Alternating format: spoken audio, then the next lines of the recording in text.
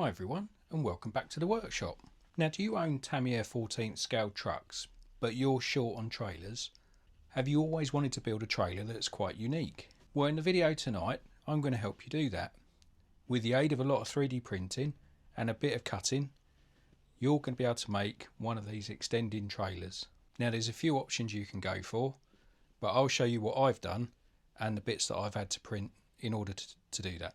Now, I've taken a standard Bruder trailer, chopped it in half, added some gizmos, bit of 3D printing, and we've ended up with this, an extending trailer. And not only is this cool because it extends, but it's really cool because it extends using an electronic actuator.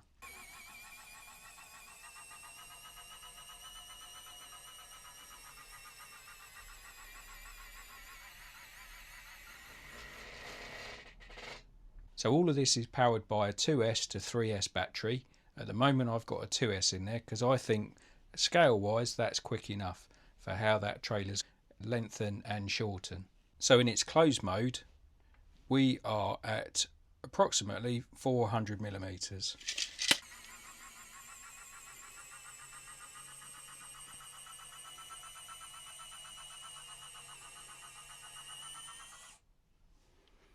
And in extended mode approximately 550, which coincides with the 150mm actuator that I've chosen for this model.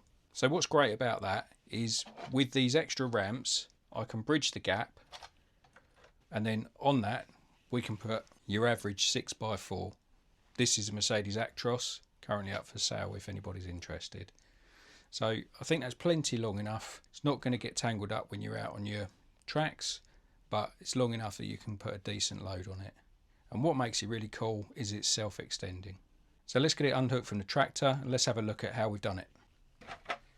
Now, as you can see, I started off with one of these standard Bruder trailers. Now these are 1/16th scale, but they're very close to the 14th scale required for the Tamiyas. And I've made a few trailers out of these, and to be honest, once they're made and you put the accessories on, you can't really tell the difference. But just a fraction of the cost. These were approximately £35 each, and they come really good quality, nice bit of detail on them. You get a set of ramps with them as well. You get wheel chocks, and up on the headboard you get these guardrails as well.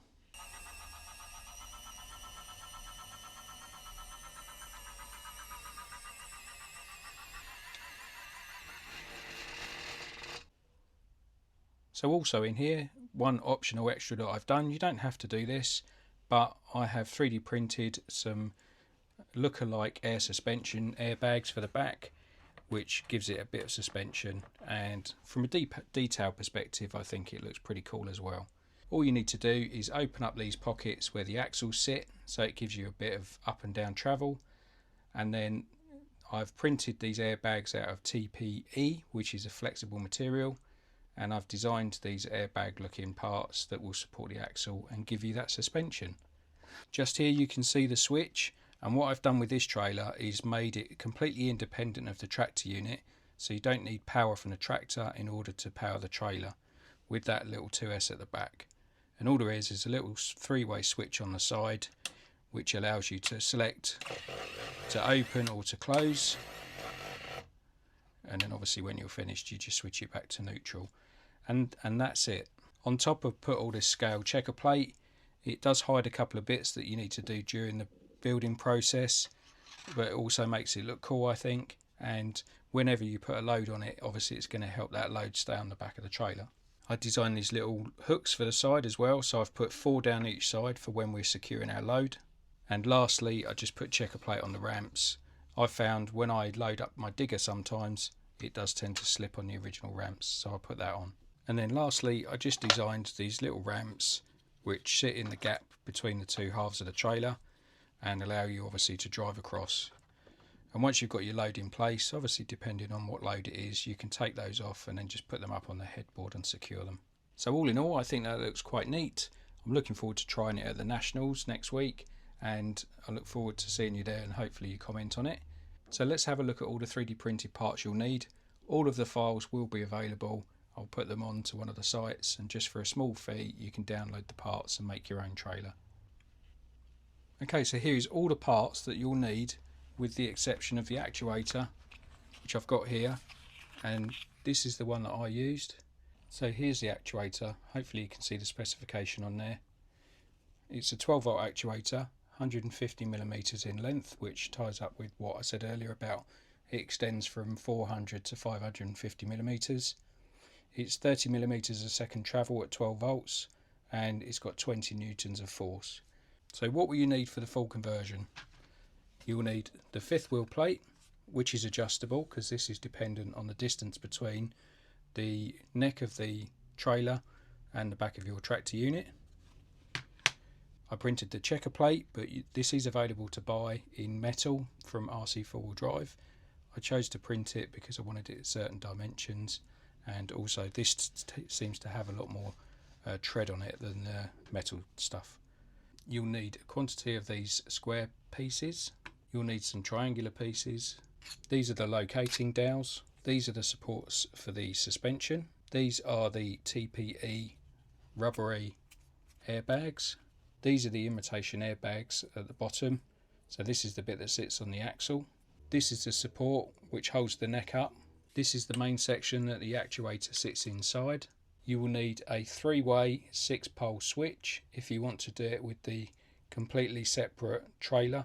If you want to do it the other way, where you could have control from your transmitter, you will need a small speed controller, and you will need a little battery. And lastly, you'll need the little fifth wheel pin.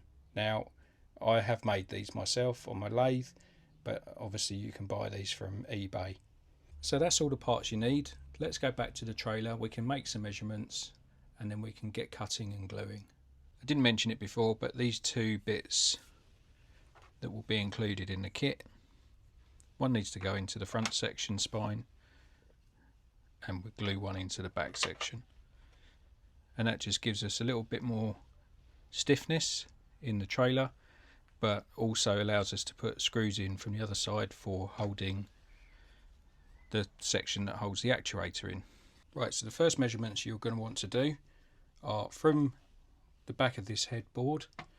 You're going to want to mark 110 millimeters, and you want to be quite accurate with these measurements because obviously this is your cut and this is going to be your joint, which you're going to see all the time.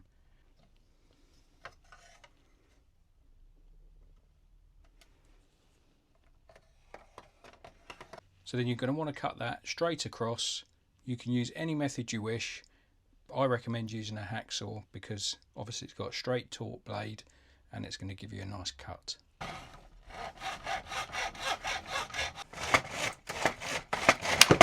Right, that's it. We're past the point of no return now. So what I'm going to do, I'm going to get a bit of sandpaper and I'm just going to tidy these edges up so we won't be catching our fingers or anything on it. We're looking at the front section now. So if we turn it over, we've got these two pockets on the sides, and what we're going to want to do is there's a rib here. We're going to want to cut that out flush with the sides on both sides, and that's going to allow our locating pins to fit in there like that. Now I've got one of these little razor saws and it's absolutely brilliant for cutting plastics like this. It's very, very thin blade, so when you want to get down in a joint or up along the side of something, it's perfect. I do a lot of chopping of bodies and things like that, not human bodies. I use a chainsaw for that, but yeah, it's a really helpful tool.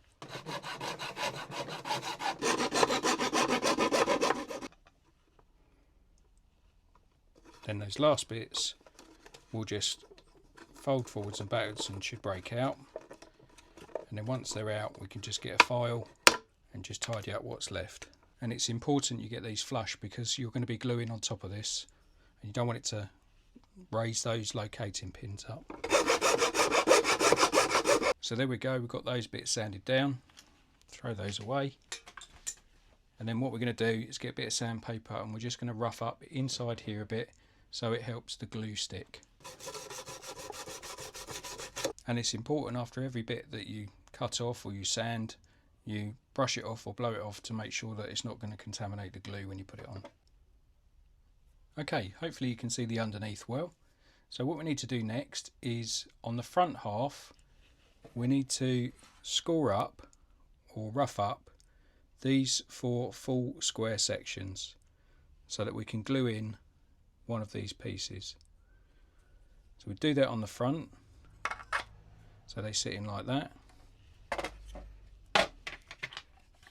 and then on the back section we've got the triangle ones, so we've got 1, 2, 3, 4, then we miss one, and then we just need to clean up these 2 sort of 3/4 squares at the front. So we'll get that done now, and then I'll show you why in a moment. Then on the rear half, just as we did on the front half, you just need to rough up these pockets. So the reason for putting all these spaces in is so that when we go to glue our actuator in, it goes in on a nice level surface. And once we glued them in, I'm going to use the epoxy. I'm going to put these 1, 2, 3 blocks on to weigh it all down so that they get nice and level and sit flush with the base of the trailer. Now, one little tip, I use a Bamboo Lab P1S printer and it's got a textured bed on it. So if you see when it prints it's got this rough surface, what I do is I put that into the glue and then that gives it a nice bond down into that glue and it should hold it nice and steady. So I like to use this Gorilla 5-minute epoxy. It's pretty good, it's nice and tough. I haven't had a failure with it yet. It mixes well and then I mix inside these plastic shot glasses from Amazon. You can use them once and then throw them away. And then I like to use these lollipop sticks which I got in a hobby shop as my stirrer, and they also allow me to spread it around nice and even.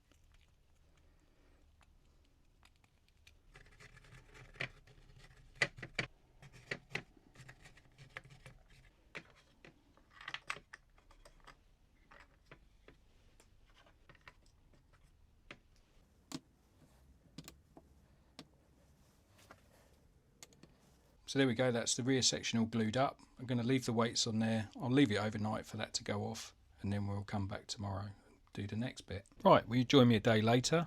All of our bits have dried, so we put these triangular bits in here, plus the brace on here, and the squares in the front half. And just to save a bit of time, I've glued the dowels in, and that's how that meets. And you can see we've got a nice joint in the centre there. So that will flex a bit because obviously it's only the dowels holding it at the moment. So the next bit to do is, so this is obviously 2-part epoxy. Just need to make sure you give it a really good stir, mix the 2 parts together, and then you'll get a really good bond. And when you put it in the groove, try and get a little bit up the sides as well. It has got holes in the bottom, but it will just drip through a little bit, but it doesn't matter too much. Just don't overdo it with the glue. And like I said, this is a 5-minute epoxy, so we'll start setting after the 5 minutes to the point where you won't be able to get it off. So I just glue along, be a little bit generous with it, don't go mad because obviously it will go everywhere. And like I said, this is not holding it together, this is just giving you some extra area to screw to later on. Put some of the other bits on. So there we go, place it all the way to the back, bit of a push down, and don't worry too much because we are going to be putting the tread plate over that if that's what you are going to decide to do. I think it adds to the scale look and it definitely helps to hold those models on and drive up it better. Make sure you don't go glue right up to the centre because obviously that's going to be a flexible joint later on. And then again, just going to put that rough edge down that was on the build plate. And there, that's all glued up. So we'll give that overnight again. You can obviously glue everything in one go as long as you give it the 5 minutes or so between gluing times. But I'm going to give that overnight and that gives me plenty of time to prep for the next bit. Right, while we're waiting for glue to dry, we'll just take a look at the actuator holder. So when you print this, try and print it upright like this, and then you won't need any supports and then you won't get any obstructions in the hole where the actuator goes. So if you locate this flat section upward and the flat section upward with your actuator, you should be able to push it in and feel a stop. Now what I've done, I've made a round section in the end here, and obviously depending on your printer settings, what you might need to do is to just sand this section down a little bit just to get it to push in. So what you should feel is push it in, you feel the resistance, then just give it a little bit more and you should only have a little bit sticking out. I mark at the end here, up against the end of the shaft. I can then pull the actuator out. If I then line that line up on here, and then what I want to do is make a mark in the center of the hole, but I need to make sure that the actuator is fully retracted, so put it onto a power source first before you do this, otherwise you'll get your measurements out. So make sure the actuator is retracted, push it in as far as it will go. You might need to trim this down a little bit. You'll feel it go into that round section, and then mark up the end here, and then mark your hole so you know where you're going to drill. And then what we'll do, we'll get a vernier, we'll make sure we get it dead central, nice and square across, we'll drill through, and then we'll get an actuator mounted. So you want to measure your actuator section across. Mine's 35.92. Divide that in half so you get it halfway, which is 17.96, and then get roughly where our mark was. Mark it halfway from one side, halfway from the other side, and then you can just see the hole there, or the pencil mark, sorry. We'll get a small square, and there. It's exactly where we want to drill. So what we're going to do, we're going to put an M3 screw in there. So if we drill with a 2.5mm drill, which is the tapping size for M3, and then once we drilled all the way through, we then just drill halfway with the 3mm drill for clearance. Then we swap over to our 3mm drill, make sure we clear any swarf out of the hole. Then we can push the actuator in up to our pencil line. We should be able to put that M3 in there. There we go, nice tight fit, and that will retain the actuator inside. So there we go, and our actuator is secured inside. So we've got the actuator installed, let's just give it a check.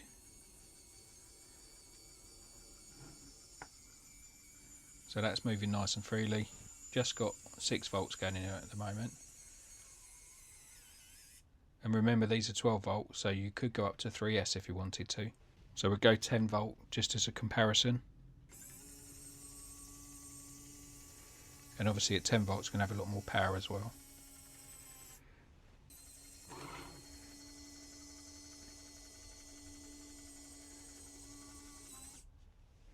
So that was 10 volt. Take it down to 6.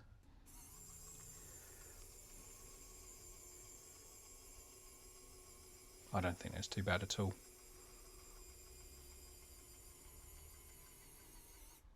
There we go. We'll leave it retracted because that's going to help us later on when we're fixing it to the trailer. Right, so everything's glued up. We've got the locating dowels glued. We've got all of these triangles and the squares glued in. Hopefully you can see from the pictures where they're glued. So one last thing is, depending on your trailer, you might want to just file this down flat so that the two halves sit together nicely. So what we want to do is feed the actuator in to the rear half. Just take it apart temporarily. Then get our actuator piece, feed that in, and as we're feeding that in, feed the actuator up inside it. We've already pre-drilled that, remember, so make sure you push it in nice and snug. Then the hole needs to be on the front side. This is the securing hole. Now I said before about doing it from the other side, that was a mistake. It needs to go down from the top as it's sitting now. So then we get our front half, push them together, and then the first screw we want to put in is to make sure that the actuator is locked in inside. So this screw here I've countersunk it, made sure I've got a countersunk screw in there so that that can pass under this bracket without fouling on it. You need to be careful when putting threads into 3D prints like this that you don't screw them in too quickly with like a power tool, because what it does is creates a lot of friction and it will melt the plastic and you won't get a good threaded hold on the screw. So we just pinch that up. This should now all be nice and central. And once you fix your actuator inside the rods, you want to fully extend the actuator and then line up the actuator with the back of this bracket to make sure that that's fully seated inside there. And then we'll mark this hole at the back, which we'll use as an anchor point. So we'll fix that one in, and then we'll put the two halves of the trailer together and we'll do all the other calculations from that. Then next I want to drill this hole, which is the front anchor, and then these 4 subsequent holes to secure the plate down to the squares. So there we have it. Once it's all mounted up, it should look a bit like that. So you could print a couple of extra squares and put them in these two and then add some extra screws, but to be honest, you've got a good anchor point at the back there. You've got 4 screws here stopping this from floating backwards and forwards, so I think it should be adequate. If I use it over the course of the weekend and I think that it's not, then I shall do a modification and I'll let you guys know. And we'll just give that a test.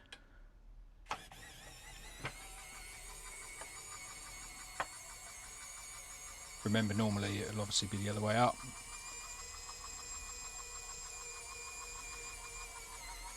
And there we go. Works really nicely, stops where it should. So let's flip it over and do the top bits.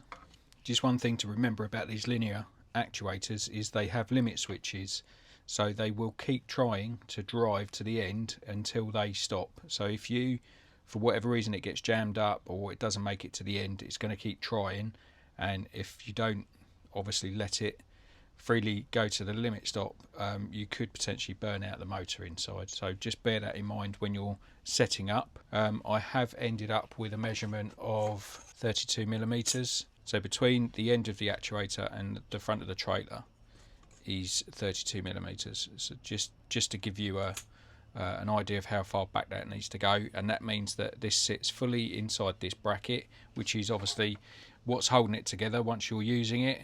It does have a tiny bit of play in there, but you've got 3 axles, and at the end of the day you're pulling it, you're not lifting it, so it should track fine.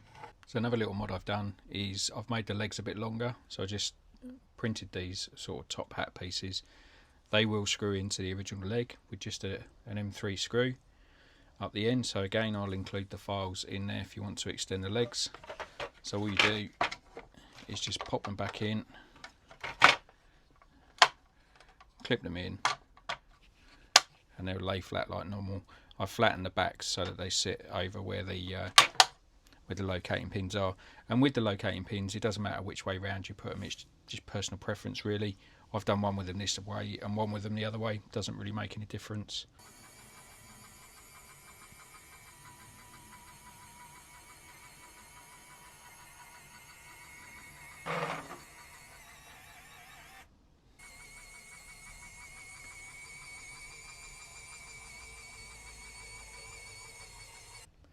Right, next what I want to do is get some checker plate on here so that it's a nice surface for putting our loads on. You obviously need to cut that a little bit, but what I'll do it in such a way that the whole top is covered. I might even put a bit up the top here just to it'll help strengthen that a little bit as well. But what we do, I'll get these marked up and cut. Basically what you want to do is just push it up against the headboard, mark it either side, but just leave it a little bit short so that when your joint comes together, you're not obstructing the joint at all. So we'll measure that, we'll cut them, and then we'll glue that on, glue the next bit on, do a bit on the little beaver tail, and then I've got some to put on the ramps as well. Right, so for those of you that want to do the onboard wiring, I thought I'd just show you quickly how to wire the switch. So I said you need these, they're 6-pole 3-way switches. Hopefully you can see that. any 6-pole 3-way will do. These are the ones I chose. So they're nice and small. They come with these rubber covers as well, which is quite nice. Makes it look all neat and tidy. I'll show you underneath the trailer in a minute. So the wiring can often be daunting for people. It shouldn't be. There's lots of videos on YouTube on how to do this, but I thought I'd draw a little diagram. Hopefully makes it easier for you. So what you'll need to do is on terminal 1 and terminal 2, you need to put the battery positive and battery negative. Now, to be honest, it doesn't matter which way round you do that, but if you follow this verbatim, then you won't get it wrong. And then what you need to do is a second wire on here going to the opposite corner, so position number 6. So as you can see, you've got battery positive there, and you'll end up with the same battery positive here. And the opposite, you'll get the negative on this side and a negative on this side. And then that way it's supplying power to both corners. So when the switch is in a neutral position, the contacts are touching these two in the middle, so they won't do anything because they're only connected to the motor. And then when you switch it one way, you'll connect in one direction, but obviously battery polarity will be one way, and then when you switch the other way, the actuator will go in the opposite direction, because effectively you've switched that battery polarity around the opposite way. And if you do it this way, you won't end up, you know, like shorting anything out. Hopefully that's fairly straightforward. So battery positive, battery negative, and then to the opposite corners, I mean, I've just done it with a short wire. Then your supply from your battery to 1 and 2, and then 3 and 4, and it doesn't matter which way round these two go. It just means that obviously one way your switch will make it go inward, one way will make it go outward. So I know that might seem a little bit daunting. If it's too confused, just go onto YouTube and put in wiring of a 3-way switch for an actuator. It's fairly straightforward, to be honest. And this is the underneath of our finished trailer. So I've got those airbags under there. I think they look quite cool.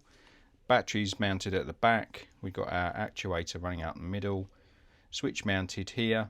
I have made a little bracket as well for the switch, which will glue onto one of the locating pegs, and it just makes it nice and neat. Keeps it out of the way. It's not going to get knocked, hopefully. Again, that will be included in the kit, but it's optional. If you don't want to do it electronic, that's fine. You can do it from you could do it from your transmitter and just use one of these little speed controllers with a battery on here as well. But to be honest, this is good because it means anyone can use my trailer. I can swap out the trailer quite easily.